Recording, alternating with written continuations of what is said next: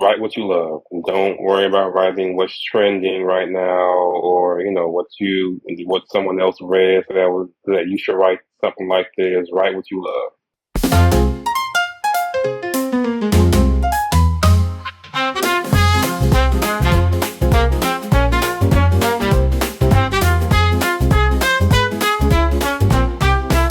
A really exciting episode today. This is a really cool book. It's a YA thriller. Short, sweet, to the point, but it's a lot of fun. If you like goosebumps and if you like that kind of like vibe, you would like this book, I think. How are you doing today, Nick, by the way? Introduce yourself. I am doing great. My name is Nick C. Brady. I am an author. Mostly write YA thriller books. And I'm happy to be here. Thank you for having me. Oh, thank you so much for joining. I am so excited to talk to you about your book. So how did you get into writing? It seems, I read a little bit about you. I kind of like stalked you a little bit, and it seems like you've been writing for a really long time. Yes, since I was about 13 years old. Yeah, I mostly got into writing by reading a lot. I was an avid reader as a kid, and then like slowly as I got older, like around 12 or 13, I thought to myself like, I could maybe write something like this, and that's what kind of got me into writing. I was about 13 years old. Wow, that is incredible. And I thought foolishly that this was your debut novel, but this is like your third or fourth novel? My third one, yes. Third one, okay. Yeah. So you've been and they're all self-published? They are all self-published. Yeah. Okay. And talk to me a little bit about that. Like what got you into writing? Like, is it that you just really love the genre, or why are you? I've always had like a vivid imagination as a kid. I grew up as an only child, so I kind of had to like find my own games and stuff to do. So I always had like a vivid imagination and yeah, stuff like that. And then I would, read a lot and everything. And that's what kind of got me into the writing. Nice. So where do you get your inspiration? What do you read that like just built this up for you that you just had to write a story? Well, as a kid, as you just said, I read a lot of Goosebumps books and history, so that was my first inspiration. And then as I got older, I kind of transitioned to other books like Stephen King, Mildred Taylor, Donald Goins, Christopher Paul Curtis. All of that kind of helped me hone my skills into writing my own books.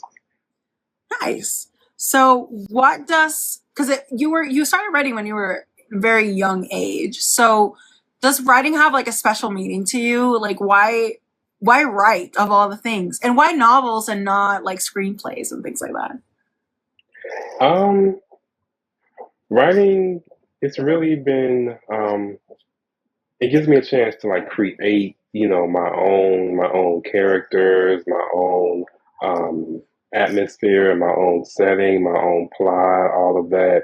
One thing that I really love about writing though is I love to come up with like creative names for my characters. So that's one thing that I really cherish. I always try to think like, what should I name this person? I don't want to be just a regular name. I want to mean something. So that's one of the things I like to do. Ooh, let's put a pin on that because I want to ask some questions about that. Okay. So what's currently on your TBR? What are you reading? Because I know that your TikTok is about reading mostly. Yeah. So what's going on? I have a lot on my TBR. I'm currently reading IA Initiate. I'm kind of going out of my comfort zone reading that. 'Cause that's more of a sci-fi book. I mostly read like suspense thrillers, but I'm giving that sci-fi book a chance. I've had it for about 5 years now, but I've never read it, so I'm enjoying it though. Down on my list, I have a couple of books by Frida McFadden, a couple books by Darcy Coates. But my TBR list is huge, but I'm currently reading IA Initiate. Okay. And so why do you like thrillers so much? Why do you read that so much? Ooh, the adrenaline. Oh, The adrenaline. I like that feeling. I like wondering, okay, how they gonna get out of this one? What's gonna happen next? Just that whole feeling of not knowing what's gonna happen, and these characters being in these complex intense situations and just wondering, oh, what's going to happen next? I was really, my heart be pounding. I'm literally on the edge of my seat, like reading, okay, what's going to happen next? What's going to happen next? So I like that feeling. And that's such a great, in one of our comments says, I would be so scared if I had to get into that mindset. So how do you get into that mindset? Because that's a really like over the edge of the seat, almost adrenaline inducing state of mind when you have to write stuff like that. Walk me through that.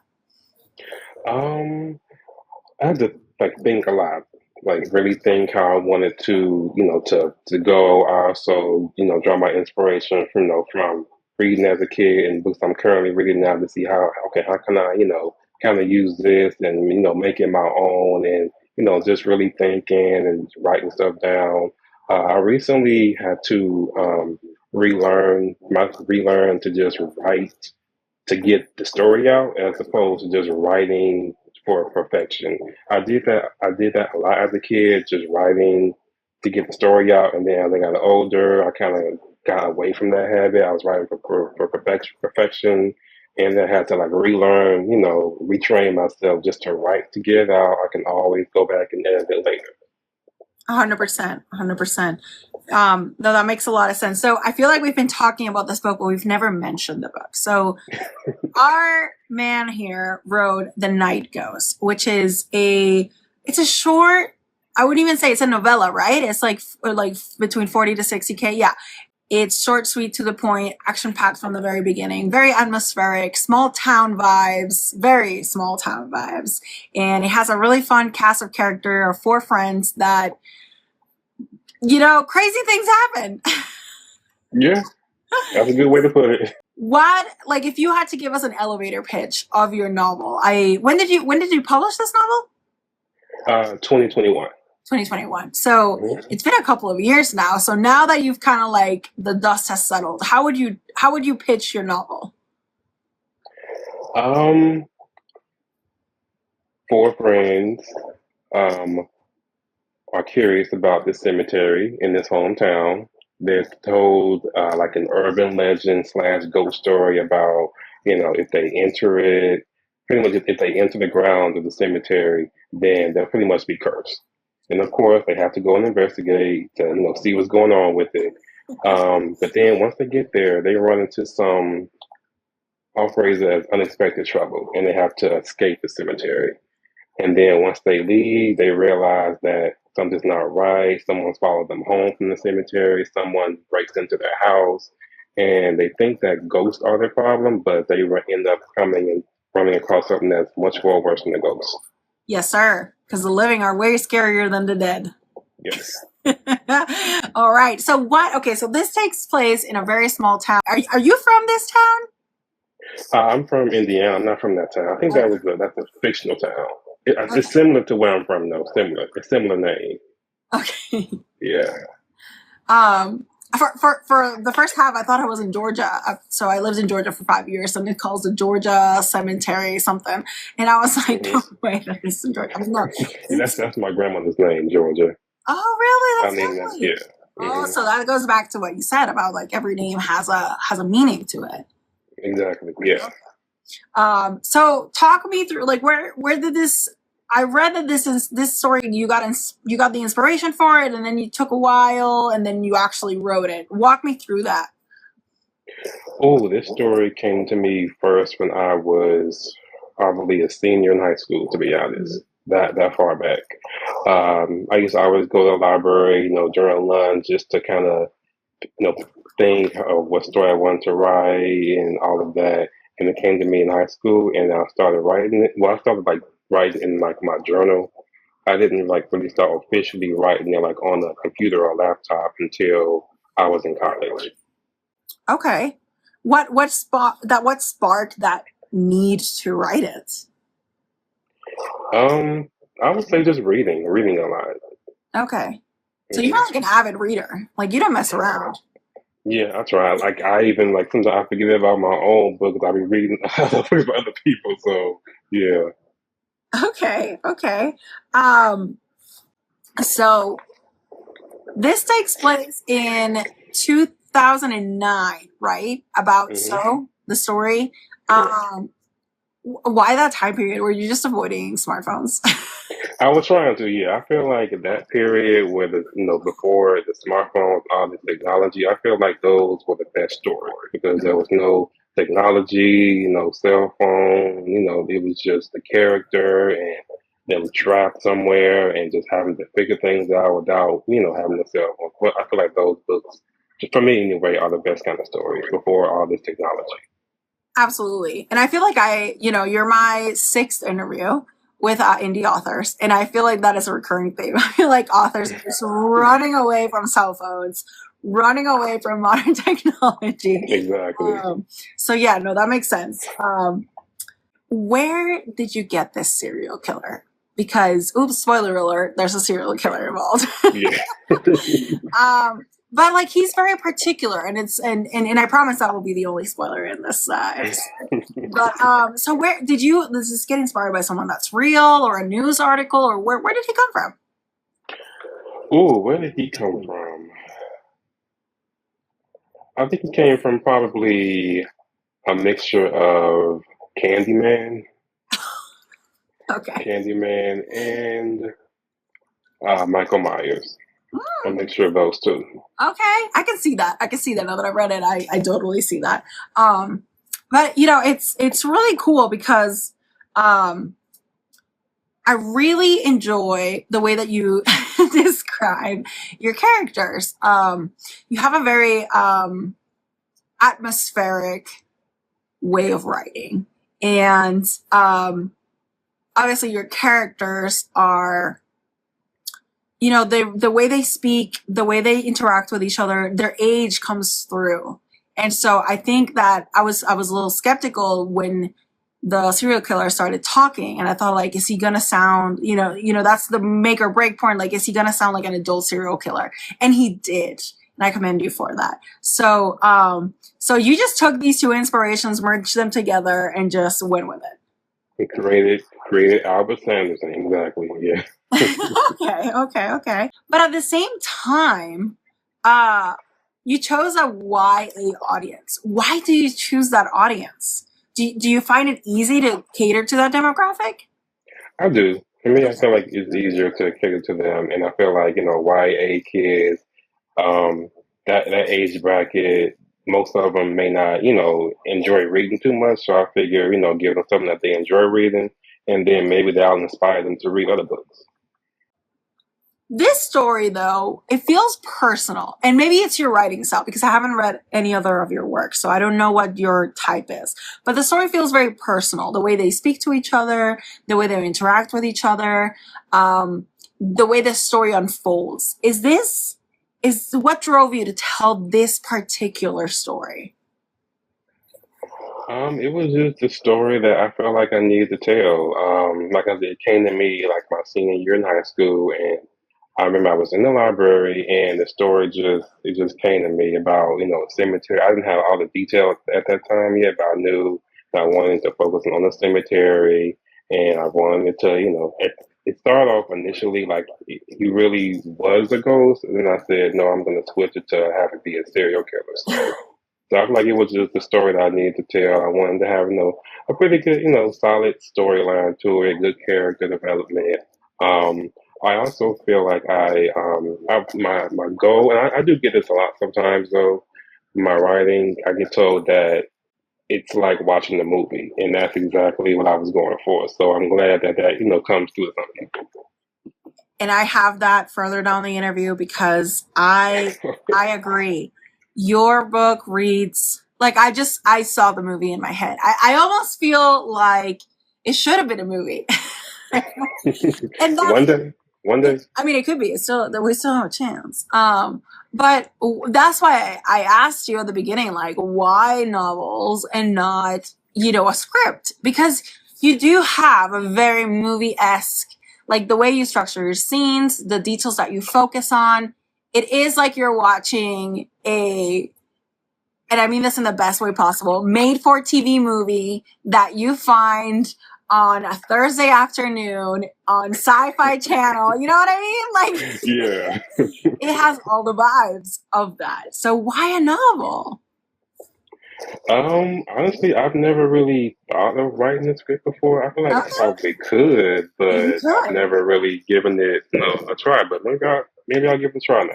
You, sir, definitely have the talent for it because you focus on cues, on visual cues, and we're gonna get down to that later. I have so many questions about Okay. your fashion style, the things you focus on. You know, you chose Suellen or Sulin. How do you spell her name right? Sue Ellen, Suellen, Sue Ellen. Suellen. So you chose Suellen as your kind of you dive into other people's psyches, but I feel like Suellen is the main character, and Yes. her PAV is key. So why her? Um, why hers? I felt like she was the most mature out Okay, of the group for okay. me, and I felt like telling the story through her perspective would be would be better, from my opinion. Although I will admit that Brandon was probably my favorite character, though. Brandon is, I think, the character that grows the most in the story. And for that, obviously, we love growth in our Yes, characters. exactly, But exactly. I thought it was very peculiar because I feel like the counterpart to Swellen is Andre, her little brother. And I just thought it was so curious that you chose her as the main character. How did it feel to write a teenage girl? I had to do a lot of research to, make sure I was telling her story the way I feel like, a 13-year-old girl would tell it, her thoughts, her feelings, the things that were important to her as a 13-year-old girl. So a lot of research. Yeah. Yeah, I mean, I think you did a good job. I think you're right. She's a very mature 13-year-old. But look, I'm an older sister, and I remember I was a teen once, and I would get in all sorts of trouble, just like Swan did. And I think you nailed it. I think you nailed it because the way that she cares about Andre, the way that she maneuvers situations, I have to commend you. I believe that was a teenage girl, and you did a great job of it, which is why I was so curious on why you chose her. When you had Brandon, when you had Andre, you had so many options and you chose her. But I think it was the right call.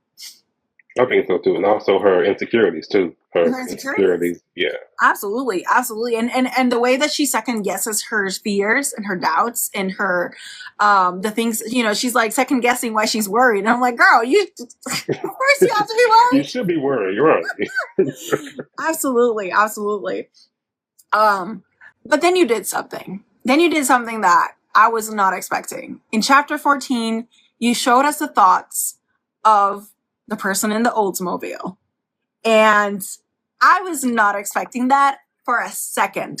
Why did you do that? Why did you do it then? And then you just shot us in the dark. We never got it again until much later, but that's a different story. I kind of wanted to read it to feel like, whoa, what's happening here? Who is this person? Why are we in their mind, to add that extra layer of suspense and wonder and with to the reader, make them wonder what was going on, who this person was. So yeah, that's why I did it. Okay. I'm gonna be honest. I found it a little jarring. I was not mad about it because I was curious, but it kind of demystified the whole thing. I feel like it shifted the story. Like we were in a ghost story in 13. It was a different story. Was that intentional? It was, yes, it was. Okay. No, and it was good. I mean, I feel like after chapter 4, I was reading the same book but different. Like it gathered a different meaning, a different gravitas. And yeah, chapter 14 is pivotal. It is. What is the purpose behind the dates and the times in front of the chapters? That was too. I wanted to read it to kind of like have a little time. I know I didn't do it in every chapter, but I wanted to read it to kind of figure out, just have a timeline of when is this taking place, just so they can have a little timeline of when is this taking place. I know I didn't do it on every chapter though, but some of I just felt like it was needed for that particular chapter. All right. So, the mother's absence. I thought that was so curious and so peculiar. It's very palpable in this story. She's never introduced. We never see her. She never speaks. And yet her absence is felt so heavily. Why did you do that? Why did you send her away? Why isn't she here? For that, I kind of just wanted to show, like what can happen, what can happen, in the chaos that can happen in, a broken home. That was kind of like an underlying theme I was kind of going for, how stuff can happen, or chaos can happen if kids come from a broken home. This happens, that happens, even though the parents were still together, but she wasn't in the story. So that was kind of like just a theme I was trying to go for. I'm not sure if it worked, but yeah. For me, honestly, so I come from a broken home. My parents are divorced. And for me, what I got out of it is that, there's nothing like having mama at home. I feel like we wouldn't have these problems if mama be home. So for me, it was very much about like her absence made everything worse. I remember at one point, they're like, when is she coming home? Exactly. That's what I was going for. Okay, well, I didn't catch the whole like broken home thing, but I definitely thought it was such a powerful literary device, to have this like woman that clearly grounds this family. She's the one that makes sure everyone's fed and everyone gets to school on time, and she's missing when there's a serial killer on the loose. And I just thought that was masterfully done. I think, there's very few stories that show female power in a way that's so flattering and so seamless. And I think you did a wonderful job, and I felt it. It wasn't preachy, it wasn't explicitly said, but you made me feel it, and I thought it was so well done. So I have to commend you for that. Thank you. You emphasize what the characters are wearing a lot. Are you obsessed with fashion? Or a little bit. I am. I feel like that kind of seep through my writing sometimes, but yeah, a little bit. You were like, she was wearing a light blue coat. Exactly. With one of them was wearing something with the tie around her waist, the jacket around her waist. Yeah. Like when they went to the ceremony for the first time, you were like, oh, and she was wearing like a trench coat, like brown trench coat like thing with some tight blue jeans, and I was like, damn, I want that outfit. I would wear that. No, that was really cool. I just noticed, I can tell, I don't care about fashion. That's actually in my writing, like I don't even know what they're wearing, but I do notice when authors like Sarah J. Maas, she talks a lot about what they're wearing. And so when an author like talks in depth about it, I appreciate it, because it paints the scene, but it's something that always strikes me, because I don't even know what my characters are wearing. Yeah, I try not to go into too much or focus too much on, but I like to, just paint a picture, like you said, so that really you can know, okay, this is how they look, this is what they're wearing, and that kind of shows the character, that just shows, more of their character too. And I think it was well done. And as a teenager, I remember caring way more about what I was wearing when I was a teenager than I do as an adult. I kind of have my list outfits now as an adult, but as a teen, what you're wearing and how you look is so... It's important. It's so crucial. So I think that plays well to your YA kind of like sensibility. So you're an incredibly atmospheric writer. I'm going to read some excerpts for the crowd, because there's some things here that I'm just like, okay, damn, all right, chill. Okay, hold on, let me look for them. He stayed behind and faced the cemetery, bathed in shadows. The decaying trees that stood on each side gave it a bleak appearance, as if they were haunted. It's great. That's just beautiful. Let me give you another one. He looked off to the side, watching the golden sunlight glisten through the rectangular window. It seems so simple, but there's so many times where I'm like in a moment where like I wish I could capture the way the light goes through a window, and I feel like you capture that, and the place where it was placed in the story, it just like gives you that that sense of normalcy, that same feeling of when you're just like home and chilling, and then like the most beautiful sunlight just goes through your window. You're like, this is so beautiful. I have more. Hold on. The full harvest moon in the dark blue sky didn't bring much light down the murky block, and despite the chilly night air, Suellen swabbed sweat off her forehead with the sleeve of her coat. Leaving her front walkway, she traveled down the block. Like, what the vibe? Like, I'm there with her. I'm so there with her. Hold on, I have a really good one that I was like, I need to read this one to him because this was just amazing.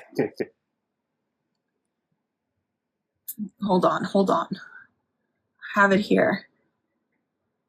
There was one that I really liked as well when they were at the grandma's house, and then I was describing the trees, saying that they were curved downward as if saddened by the change of season. I love that line. Yes. And there's so many subtle ones. I mean, this one was not one I planned to read, but there's one where, it's just you have so many subtleties. Like, why'd he do that? Andre asked, leaning forward between the two front seats. And I feel like we've all been there. We've all done that. But you take the time to explain it. And by doing that, by not assuming that we get the vibe of the scene, it brings us to the mundanity of it. I felt like reading your story, it's not a supernatural story. It's not something that someone would read and say, I have no idea what he's talking about. It's very mundane. But you describe mundanity in a way that feels so personal. It feels like we've all lived in this town and we've all been next to a creepy cemetery that we don't know what really is about. Right. Hopefully we've not all ran away from serial killers. But if we did, it would look like this. Exactly. Oh, this is a good one. So she goes into her brother's room. I feel like that's just something that this is an example of what I was just saying. Yes.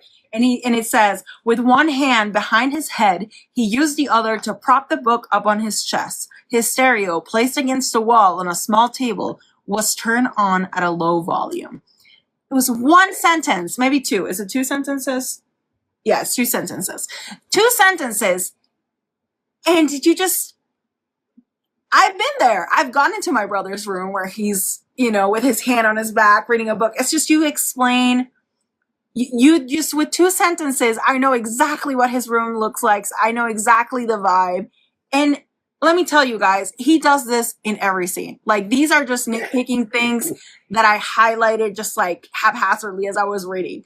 But every scene, look, she had made it halfway up the stairs when 3 slow knocks emerged through the house. They both froze and gawked down to the gloomy living room.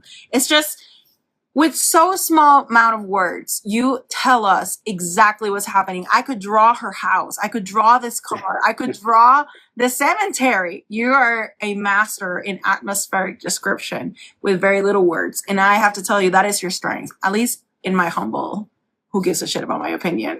But that's my opinion. Thank you. I appreciate that. So, process. You've crafted these beautiful words. You are really good at atmospheric setting, man of little words with potent words. Tell me what your process is like. Are you a plotter or are you a pantser? I'm a bit of both. I call it a planter, I guess. A little bit of both. I try to outline my stories as much as possible, but I've seen in the past, like the story I'm currently working on now, that I had like a whole outline of how I wanted this particular chapter to go.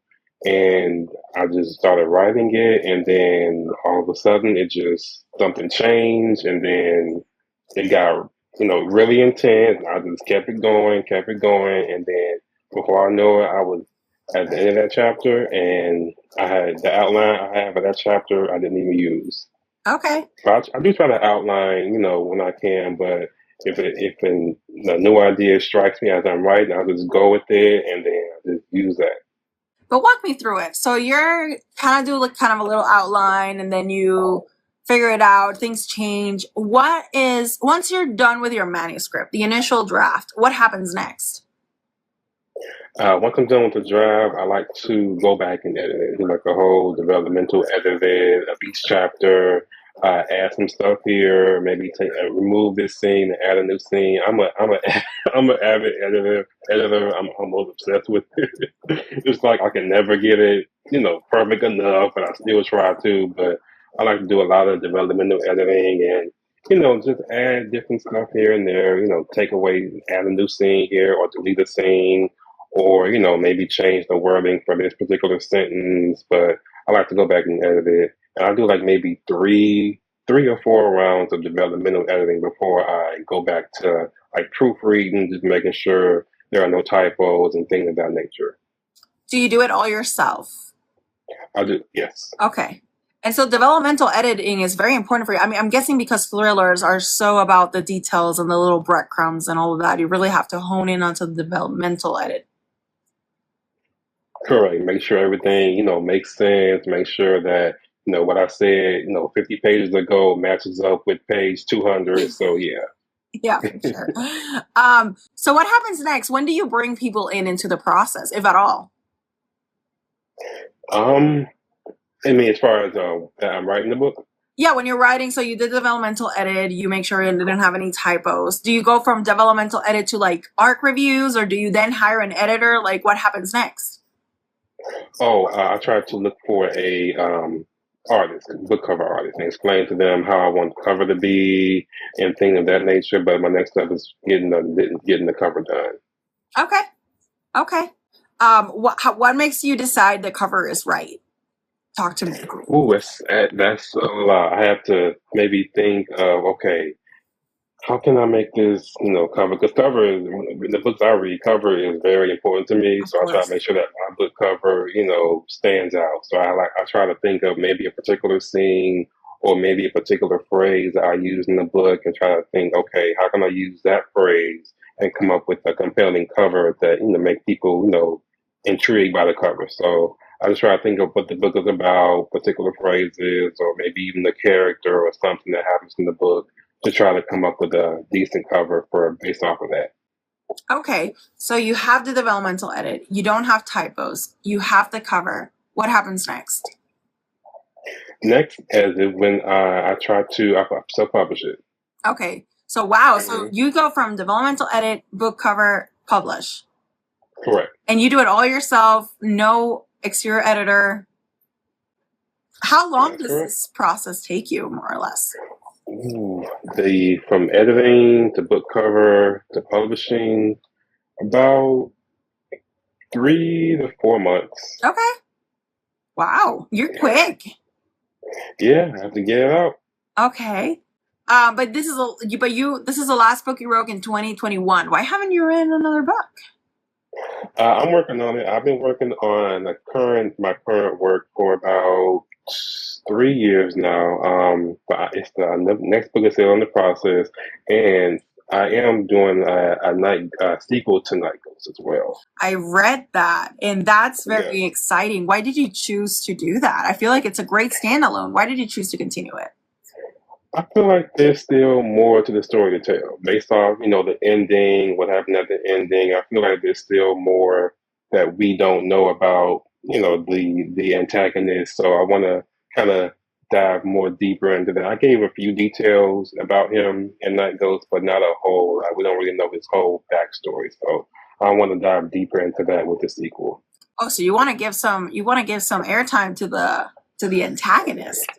Yeah, yeah, exactly. So why did you spend a lot of time on him? Do you have a lot of like? I did. Okay. He's even though he's an antagonist, I found him very interesting, to say the least. Yeah. So I want to focus more on him. Okay. No, he's definitely interesting. I feel like there's a lot of baggage there towards the end. He was kind of like going a little crazy and spewing out stuff, and I was like, okay. And then the officer filled in some gaps. So yeah, I definitely see that there is a lot more to discover. I just thought it was interesting that you wanted to delve into that, because I honestly think it's a great standalone. So I look forward to the sequel and seeing how crazy things can really get. It's gonna get crazy. Are you thinking a 2-parter series or 3? What are you thinking? I'm thinking two-parter. Night Ghost and then the sequel, and I think I'll give it a rest with that one after the sequel. Okay. So why did you choose the POV that you chose? Because I feel you could have gone away with first person. Why third person? I've actually never tried writing in first person. I've always, steered more towards third person because for me, I find that easier. Okay. But I feel like I could write in first person. So maybe not with the book I'm working on now, but my next work after that, it may be in first person. Like the Secret Night Coast, I may choose to do that in first person instead. Oh. But first person is all. I've never tried first person. I've always steered towards third person. And why is that? I feel like everyone I interview tells me that I need to get some first person people in here. I write in first person, so I feel very alienated and attacked. Okay. I'm kidding. Yeah, first person, it definitely, you definitely are more connected to the character, I do feel like. So I do love, reading books in first person. But yeah, maybe I'll try it one day. Okay. I'm just curious. Everyone I seem to interview writes in third person. I think I have a pattern here, kind of. I have a type, I guess. So your book reads like a movie. We talked about this very briefly. Do all your books read like movies? Is this kind of your vibe, your style of writing? I think so. In addition to reading, I watch a lot of movies too, so that's maybe where it comes from. But yeah. So walk me through, like, how do you think of a scene? Do you think about dialogue first? Do you think about setting first? Do you think about fashion first? Like, walk me through how you think through this. I think about setting first. That's important to me, so we know what these characters are. I feel like I can always focus on what they're wearing. What they can say afterwards. The setting is very important. I'll focus on that first. And sometimes I'll just use, like, if I'm like sitting here writing, I use the environment around me. Like there was a scene in Night Coast where I remember I was writing this particular part and the blinds was making that sound when the wind blows through. Yeah. That actually happened to me before when I was writing Night Ghost. The wind was out the window open and the blinds was making that drone sound, like a buzzing, like a bee buzzing. So I use the environment around me just to kind of incorporate that in my book. No, and I can definitely see it. All your places, you definitely capture a snapshot in time. I don't feel like I believe your places exist. Absolutely. You make them very believable. And I feel like I've lived a version of those. So yeah, no, I can definitely see that. Obviously I've flowered you with compliments, but if I hadn't, what would you say is your strength as a writer? Oh, strength as a writer. Character development. Oh. I feel like that's my biggest strength, character development. Setting too, but I would say more so character development. Why do you say that? I like to make my characters, real people, relatable, whether you like them or not. You don't have to like them, but just like to make them relatable, make them real people, give them real feelings, real thoughts, real insecurities, because we as people, we have, all that as well. So I try to make my characters as real as possible. Okay. Now, do you think writing is a talent or a skill? I would say a skill. Okay. I think I would say a skill. Yeah. I think you can kind of like whip yourself into Yeah, exactly. Okay. So, well, but I feel like, I come from a family of storytellers and like I'm around storytelling in my upbringing. Do you think that you also share that? Do you think that contributes to your ability to tell like such mundane stories? And I mean that in the best way possible. It's just about like how can you take a normal setting and make it extraordinary? Do you think that contributes? Definitely. There was a couple stories, well, one story in particular that was told in that my family that I did as Night Ghost. The part about the tree falling at the end. Yeah. That was that happened to my mom actually when she was a kid. So yeah. One of my favorite parts. So my grandmother right now is in hospice, and you have a moment there with a grandmother. So obviously it pulled at my heartstrings, but I think you do such a great job to, I feel like in stories, those relationships with multi-generations aren't explored as much. And that really resonated with me because, you know, I'm Puerto Rican, and multi-generational stories are, or multi-generational interactions are such a core part of who I am. And the fact that your book had that just gave it such a dimension for me.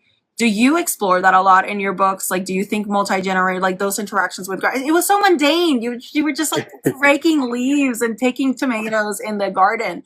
But I felt like it gave so much depth to your character. Why? Maybe I'm looking too much into it because I'm an emotional like situation, but like, why did you do that? Why did you introduce a grandma? I just wanted to like show, you know, these characters, you know, that they, you know, the main character, Swell and Andre, just kind of show them in a different, you know, light, different environment, to show all of their family, who they have. And that scene with the grandma, that was actually inspired by one of my aunties.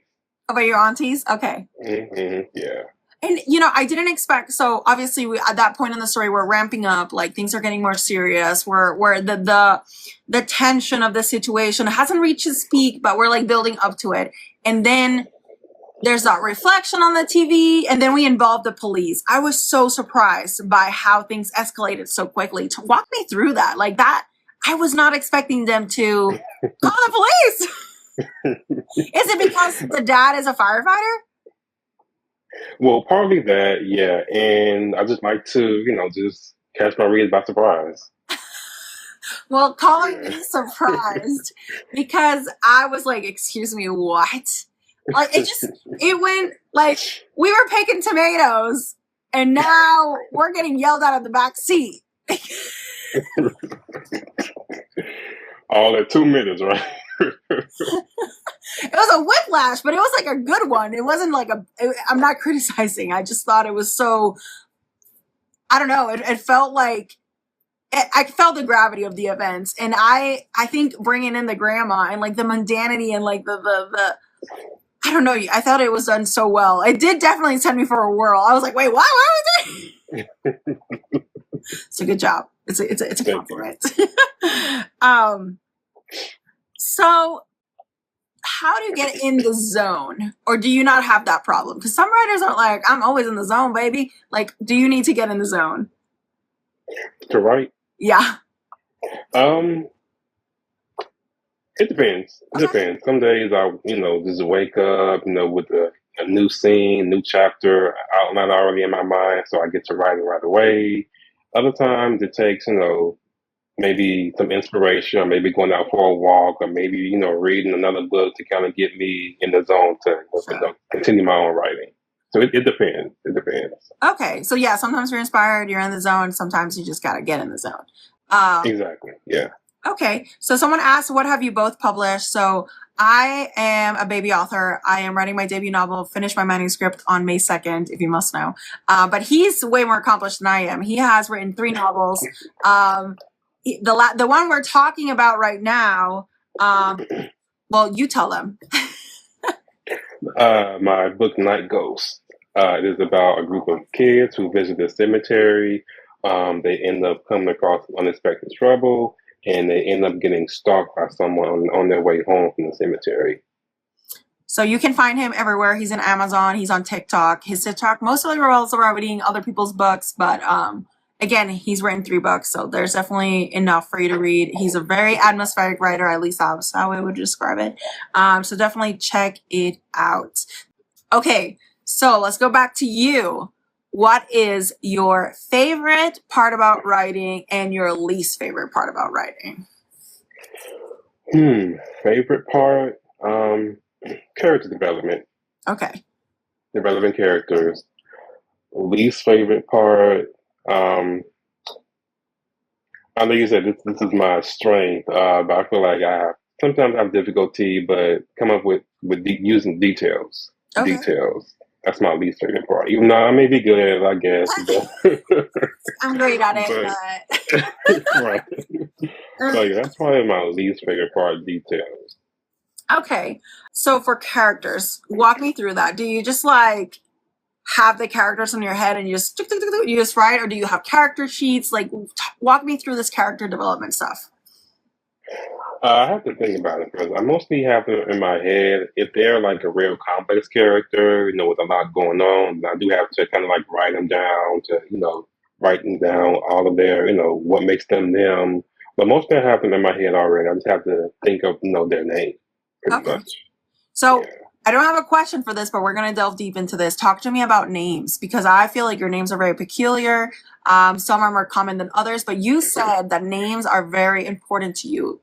Talk to me about that.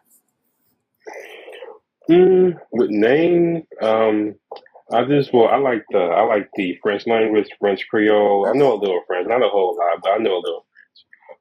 So I try to make my characters have those type of names. Like I think Swellen's last name is Blanchard. My character and my next book, their last name is Boudreaux. So I like to kind of incorporate that in my story, just to kind of give them a different type of name that we don't see or hear too often. Okay, are we talking about like Georgia Creole? Are we talking about Louisiana? Like, where's your French influence? Are we talking Canadian or are we talking France? Louisiana. Are you from Louisiana? No, you're from Indiana. Indiana, Okay. yeah. I just like the French language, that's all. Okay. Okay. But you like that Louisiana French language, that slang. Yeah. Okay, fair enough. Exactly. Yeah, no, I get that. So publishing. Obviously, this is a podcast about self-publishing, right? It's called the Indie Shelf Podcast. That's who we talk to. We don't talk to anybody else. So why did you choose self-publishing? I just wanted to publish the story the way I want to publish it. Because I know that with traditional publishing, it goes through rounds of edits and all of that. And then, some stuff with the character or with the story, they may want to change that, take this out and add this. And I just wanted to publish the story the way I saw it, the way I saw it in my mind, the way I wrote it. I feel like it was just a story that I needed to tell my way. So that was the main reason I chose to self-publish. Okay, so you always intended to self-publish. You didn't even entertain traditional publishing. I did look it up a little bit. I kind of a little bit entertained it, but I never followed through with it. Okay. So you've self-published. Do you consider yourself a successful self-published author? I think so. I still have a long way to go. I've learned a lot over the years, learn, what to do, learn what not to do, but I feel like I am. Okay. How important are reviews to you? Have you had ever a review that like gutted you, or like talk to me through reviews? I try not to look at my reviews. No. I have some. Yeah, I try not to. I mean, I have some friends who let me know. They check periodically and say, "Hey, you got another review? It's a good one." I said, "Okay," but I don't look at it because I'm just like, "Oh God, no." But I try not to look at reviews. I may have gotten maybe a couple negative reviews. They weren't really bad. It just weren't for them, which is okay. But I try not to look at reviews, to be honest. So I don't know how many I have now. So you're a firm believer that reviews are for the readers, not for the writers. Yeah. Wow, that's a lot of restraint, let me tell you. Yeah, it's hard sometimes. It's hard, but I'm like, no, don't do it. But yeah, I try to not to focus on reviews. Do you feel like it demotivates you if you read something negative? Not necessarily. I don't know. I just feel like I don't want to see what they say, whether it's good or bad. I don't want to see it because it's gonna make me like nervous. I'm like, oh God, what do they say? What do they say? But yeah, I just try not to. It makes me nervous. So you're just like, it's not my business. Yeah, exactly. Yeah. That's Thank you for the review, good or bad, but okay, thank you. All right, that's interesting. You're the first one that is like, none of my business. So, out of all I'm assuming you use TikTok as a platform to promote yourself, but have you used other platforms? Which ones you're more successful at? Kind of walk me through your marketing journey, because I feel like being an indie author is a lot about marketing. Yeah. maybe Instagram has been the most successful to me so far. Over the last few years, I feel like TikTok is kind of really pushing me out there a little bit more. So that's why I'm trying to be more active on here. Oh, wow. I've never heard anyone say anything positive about Instagram. You're the first one. You're giving me a lot of firsts here, which is great.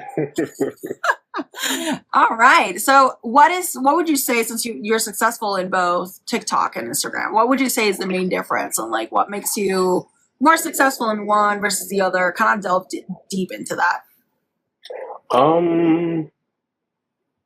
Maybe the hashtags. Using the right hashtags on, TikTok, I feel like that's kind of, pushed me up a little bit in the algorithm with that. So the hashtags. More so And just than. post Sorry, go ahead. and just trying to post more, frequently, more consistently. Like you said, I kind of post about other people's books. I don't really post about my own book like that, but yeah. More so than Instagram. Do those tactics work on Instagram as well? Not so much over maybe the last couple of years, maybe for some reason. I'm not sure why, but yeah. So before 2 years ago, Instagram had the same level of traction for you? For me, yeah. Okay. Seems like, yeah. So where do you get your most book sales? Where do I get my most book sales? Probably TikTok now. Okay. I would say probably TikTok now. Yeah. Okay. Nice. Are you what's your goal as a writer? Like ultimate maximum goal? To be able to live off my writing. Okay. Yeah, that's my goal. But are you profitable right now? Oh yeah, I am. Yeah. Oh, okay. Mm-hmm. Nice. I'm doing pretty well. Nice. Oh, that's wonderful. Oh, okay. Okay. So talk to me about you. Are your books based on real life experiences? Like, I want to learn more about your connection to your writing and the subjects that you write. Well, some of the scenes and characters are based on, real people or real events that I've either come across in my life, or people have told me about, like the cemetery that the kids go into, Georgia Parish. That was my grandmother's name, Georgia Parish. The scene where there's an ice storm and a tree falls. That was a story that my mom told happened to her when she was a kid. So I kind of like to incorporate different things here and there from either my life or stories that were told to me by my parents or my other relatives. I kind of use that to incorporate into my story and make it my own. Okay. So the character situations, are they shaped? There's the stories, of course, but like, there's because you have a lot of nuanced descriptions and a lot of nuanced, like very specific descriptions of things. Is it just that you're a very observant person, or is there a little bit of like things you've lived that you're kind of putting in there? I think I'm just really observant. Okay. I'm just really observant. I may, see stuff. I may not say a whole lot, but I see it. So yeah. Are you an introvert? Observant. I am. Yeah. Yeah. Yeah. Okay. Yeah. Okay, because you seem very extroverted on your videos. Really? You're so confident. And then you got your videos of like, when I'm not reading, I'm doing this, and I'm like, oh, okay. You seem like you got a lot going on. Yeah, I try to keep busy. Writing, kayaking. I'm real outdoorsy too, so yeah. Okay. Does your art outdoorsiness? Are we gonna see more of that aspect of you in your books? Yes. Yeah. Yes, definitely. Yeah. Okay. Yeah, because I feel like you wrote these stories when you were in high school. I'm assuming you're not in high school right now because you're a college graduate. You had an English degree from Purdue, I think. Mm-hmm. Okay. Yeah, exactly. Okay. So you're in a full-blown adult, paying rent and doing your thing, right? Mm-hmm. Exactly. Yeah. Unfortunately. Hey, right. So is that going to reflect on your characters? Like, are you going to graduate from this YA audience, or are you kind of like going to hone into your inner child and hold on to that? So yeah, I'm trying to graduate from that. The book I'm working on now, the characters are a little bit older. They're like 18, 19. Okay. So they're a little bit older. And Okay. I'm focusing also more on the parents as well. Okay. So yeah. Interesting. But you're gonna stay on that thriller kind of vibe because that's your thing. Exactly. Okay. Yeah. Okay, cool. Fair enough. So what has been your most rewarding moment as an author so far?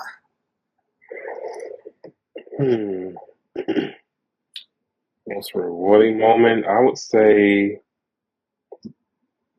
finishing my book.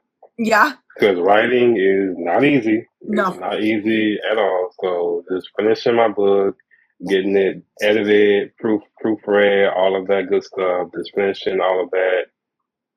That's been very rewarding to me. Just finishing it. Just hitting that publish button, like. Exactly, you got it. Yeah, because I know a lot of people may start to write books or want to write books, but most never do. So just finishing it, that's an accomplishment. Nice. Does your family know that you write?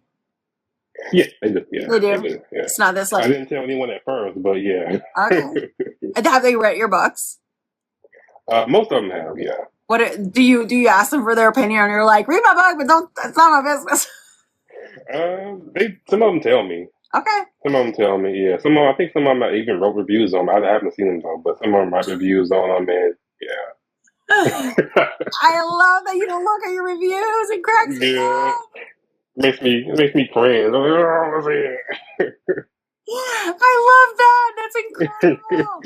I feel like I would be the type of writer that would be like refreshing the page. You know what I mean? See if you.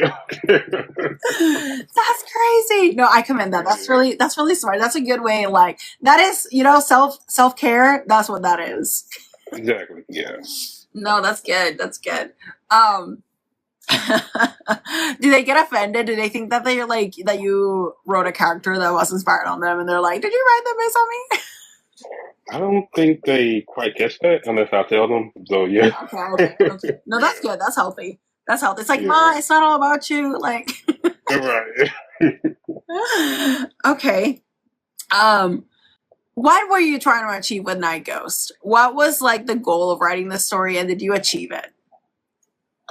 The goal was to.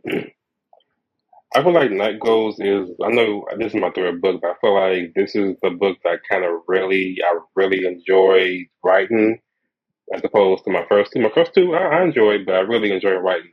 This book because I feel like I kind of went places with this book that I never went before, and I did feel like I achieved it.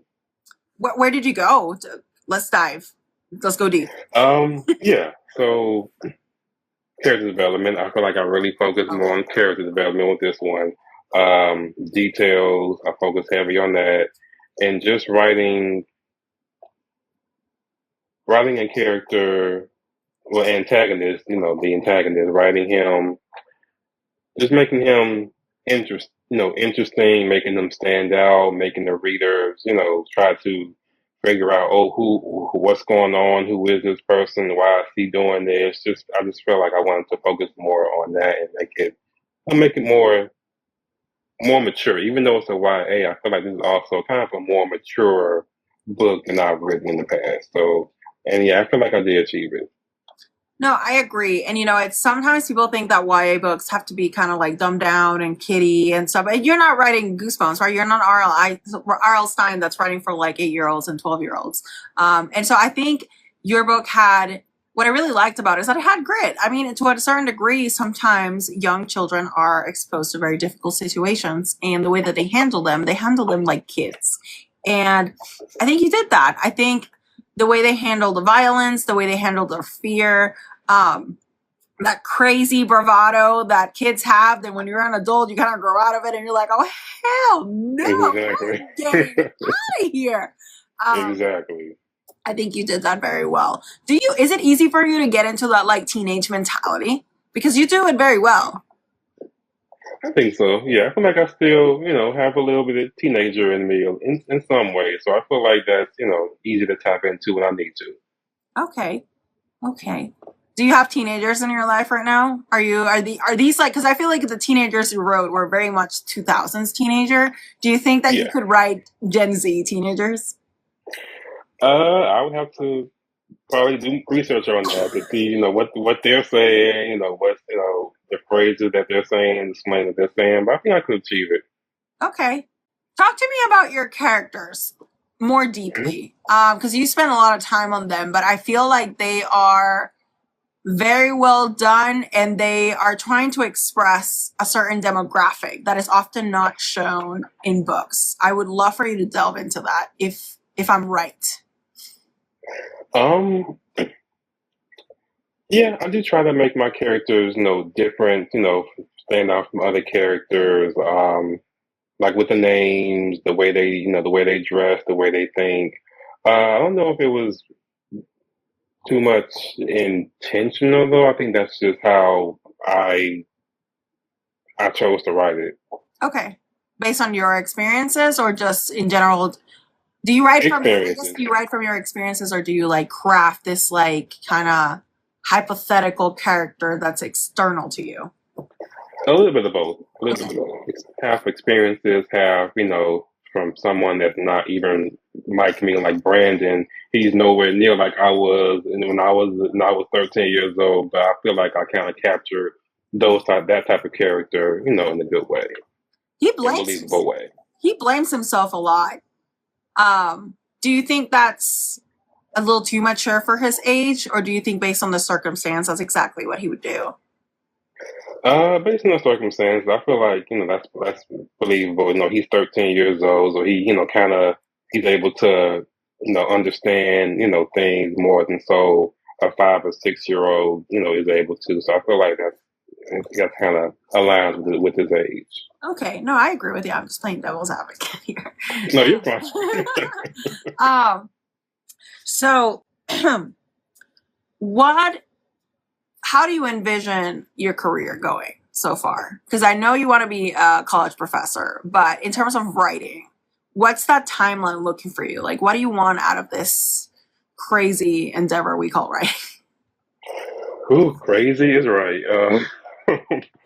I like I said, I would like to be able to to live off my writing and try to write more frequently. I don't write every day. I can't write every day, but try to write more frequently. And just, getting back into that creativity because there was a time period, maybe it was last year actually, where I was writing on my current project, but not as much as I would like to. So, but I did get back into that more so at the tail end of last year by reading more. So I've started reading a lot more than I was before, and that's kind of helped me get back into my creative space. I've even come up with some short stories in my little notebook over there. I'm not sure if they're going to be novels or they're just going to be a short story, but kind of wrote down some short stories. So getting back into my creativity, that was a great goal for me to reach. And just trying to, focus more on my writing. Okay. So you've been reading a lot, and in the form that you fill to be on the show, you said that you really wanted to delve into your inspirations. So the floor is yours. Talk to me. Inspirations. Well, as a kid, as I said, R.L. Stein, Stephen King, Christopher Paul Curtis, Donald Goins, Mildred Taylor. My latest inspirations are Tomi Adeyemi, um, Frida McFadden, Adrian McKenzie. I really, really enjoyed his book, The Chain. That was a really good book. But those are some of my latest or newer inspirations, I would say. So it seems like you read a lot of traditional publishers. Do you have any indie authors that you really enjoy? Book I'm reading now, John Darrell Winston, IA Initiate. I'm really enjoying that book. Okay. He has like a couple of other books as well. I think it's a series, so I'm enjoying that as well. Okay. And how do John Darrell Winston. How do you get in? Like, what what when you say you get inspired, what about their books that inspires you? Oh, I would say the plot. The plot? Okay, that's cool. Yeah, the plot. Yeah. Do you think?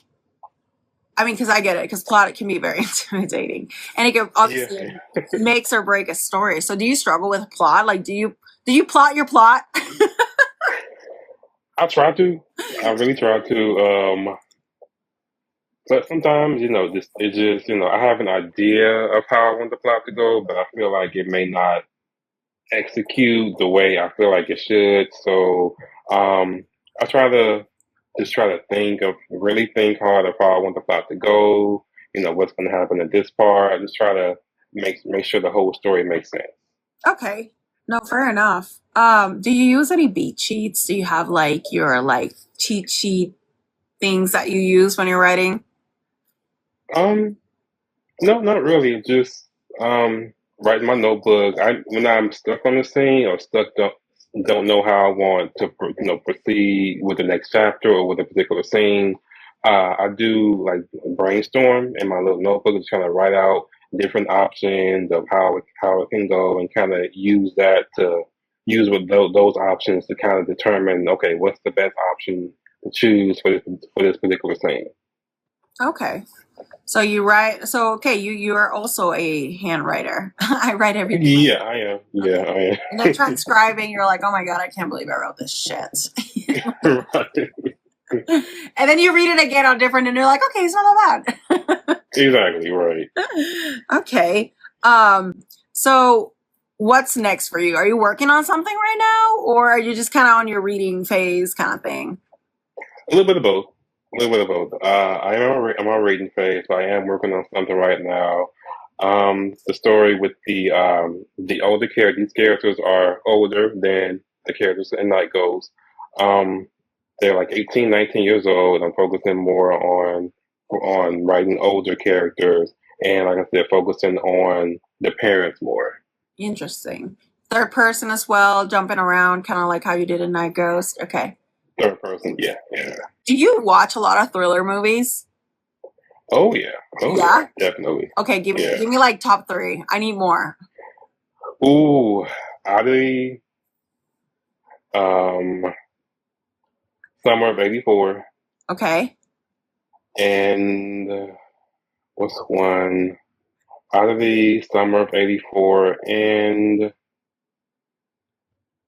my mind's a blank right now. I'm sure if I go to my TV, I'll see a lot of them. Do you like slashers? I feel like you're a slasher guy too, like some horror slasher kind of thing. A little bit, not too heavy, but a little. If it's a good slasher, then I'll check it out. But those are 2 good ones: Summer of '84 and Oddity. Okay. I feel also I've seen you read some spice and talk about it. How do you feel about spice in your novels? Because I feel like you're not really exploring that. Not really. It's not not your thing. Not really. Not Marvel. Not now. That may change, but not now. Yeah. Okay. No, fair enough. I feel like there's too many people doing spice anyway, but I thought I'd ask because why not? Right. But do you like reading it though? I do, yes. Oh, okay. Well, sometimes, not some particular books, not a lot, but some of them. Do you like because you're kind of like in this weird in between of like darkness, but like it's lighthearted darkness, but it's dark, but it's not like crazy, like traumatized darkness. Does that reflect on the spice? Do you like to read like really dark spice, or are you kind of like what's your relationship? Not too though. I like mild spice. If that makes any sense. Okay. Fair enough. Sorry, I'm poking at you because I've seen so much of your videos that have nothing to do with your novel. But I did know the first video I ever saw of you was about your novel, just FYI. And then I was a little confused because I was like, wait, he's reviewing books, but like he wrote a novel. And then I was like, wait, okay. So, I'm poking fun at you because I know you read a lot and you a lot. Yeah. No, that's great. What author would you compare yourself to?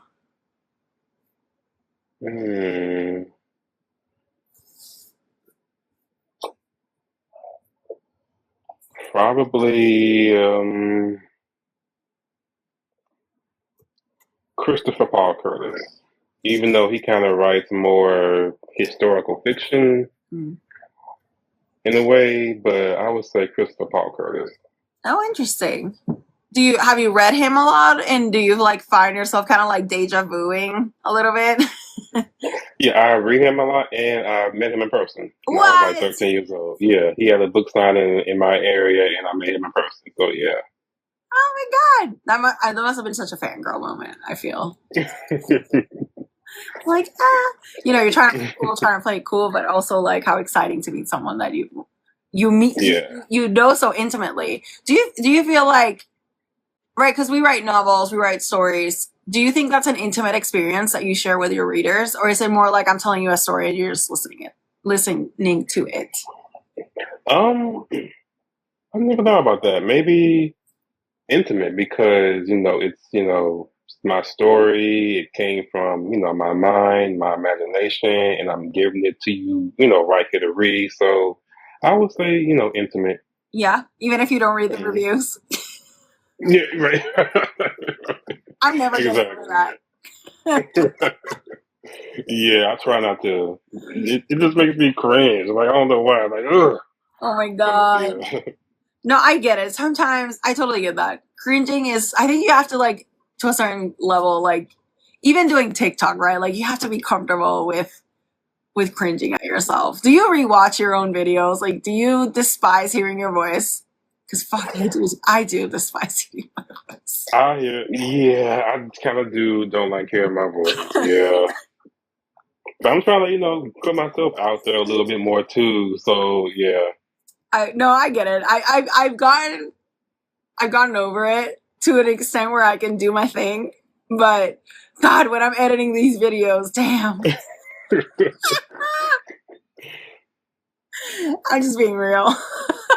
No, I completely get it. Yeah, I don't like hearing my own voice. I mean, other people like love it. They say you have a good voice. I'm like, I don't know, but you do have okay, a good voice. Yeah. You do. But maybe that just, everyone says that, right? Like you hate your own voice no matter what. Yeah.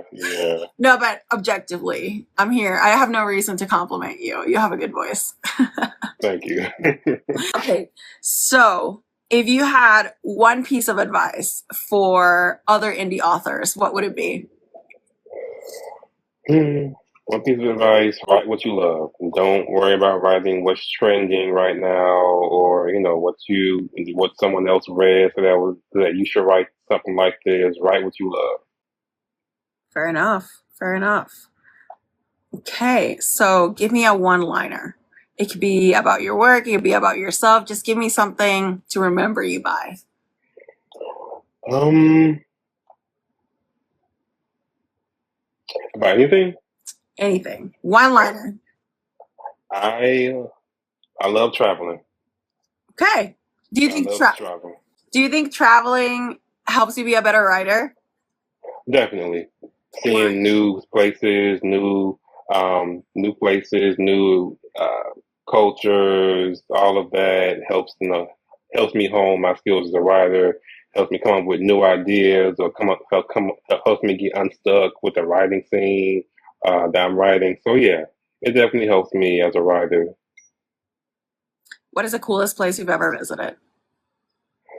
I'm gonna go with Toronto right now. I really love it there. Yeah. What do you love about it?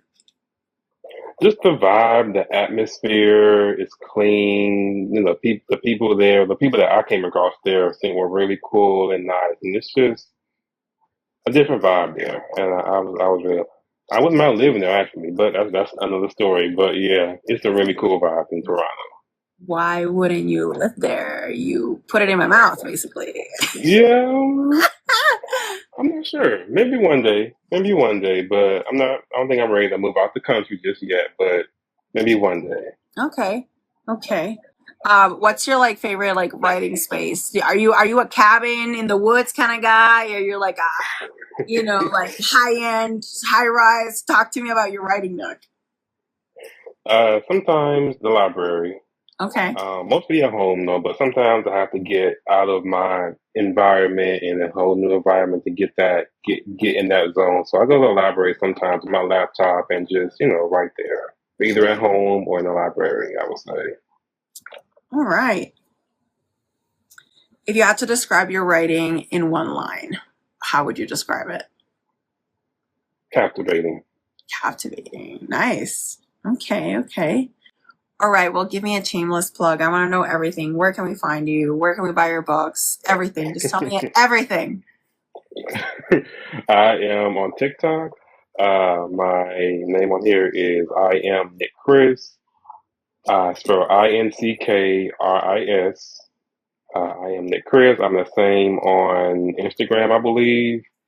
I am, I am Nick Chris. IAMNICKRIS. You can find my book available on Amazon. It is on Kindle and paperback. Nice. And I did order your paperback, but it didn't arrive on time. I usually like to have it to show it around, but I did buy it. Should get here tomorrow, of course. Right here. Right there. There it is. There it is. Love it. Is there anything else you want to say to the world? Anything that I didn't cover that you want to make sure that people remember you by and think about when they think about you and your book? Just that, I love writing. I love, writing characters. I love being descriptive. I love just, creating a whole new world with characters and just putting them in these crazy situations and seeing how they get out of it. Because sometimes I don't even know how they don't get out of it, but they get out of it somehow. Do you channel your characters? Do they kind of do whatever they want and you just like are there to channel it and put it in? Somewhat, yeah. That's part of it, yeah, somewhat. But sometimes I have no idea what they're gonna do next, what they're gonna say next. They just write themselves. Yeah. That was me on that kitchen. I was like, how the hell, what is gonna happen? I have no idea what they're gonna do. Well, thank you so much, Nick, for indulging me and for being there and understanding my constant postponing. I mean, I only postponed twice, but still, I'm really sorry about that. You're fine. This concludes our interview. Thank you so much for writing your book. It was a great book. If you like thrillers, this is a really short, sweet, and awesome book to introduce you to the genre, Night Ghost by Nick C. Brady. It's great. Go check it out. And thank you so much for being with me tonight. You could have been anywhere in the world, but you're here with me. So thank you for having me. Thanks so much. And I wish you the best. I'll stay tuned. I will post a review. Even if you don't read it, I'll post a video review, so don't watch it. But thanks again. I really appreciate your time and your patience. Thank you. I appreciate it. Thank you. Well, good luck. I can't wait to read your next book. I'm excited to see your journey, and I wish you the best of luck. Thanks so much. Same to you. Thank you. Have a good night.